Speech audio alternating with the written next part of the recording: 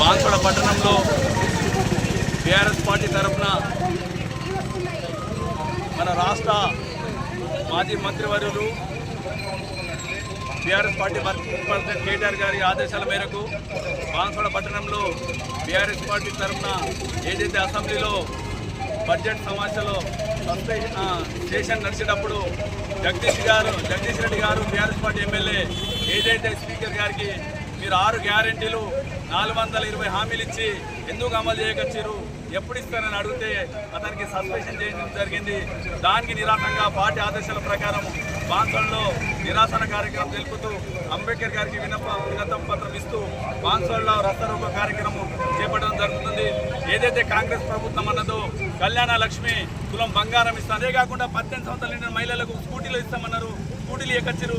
వికలాంగులకు పింఛను 4000 నుంచి 6000 ఇస్తామన్నారు, అవి ఎక్కచ్చిరు.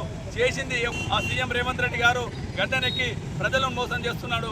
మన రవీంద్ర భారతిలో అంచిత వ్యాఖ్యలు చేయడం జరిగింది. స్ట్రక్చర్ ఉంటే కాదు, స్ట్రక్చర్ మీద మెచ్యూరికి పంపిస్తామని చెప్పడం జరిగింది. మేము ఒకటే అంటున్నాం రేవంత్ రెడ్డి గారికి, స్ట్రక్చర్ అన్నారు, కేసీఆర్ గారికి స్ట్రక్చర్ ఎప్పుడో ఉంది.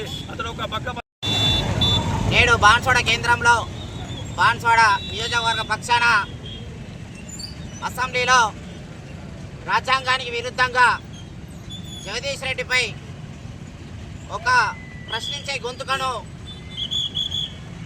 మరి ప్రశ్నించకుండా అణచివేసే విధంగా జగదీష్ రెడ్డిపై సస్పెన్షన్, ఇది దానికి విరుద్ధంగా ఖండిస్తున్నాము.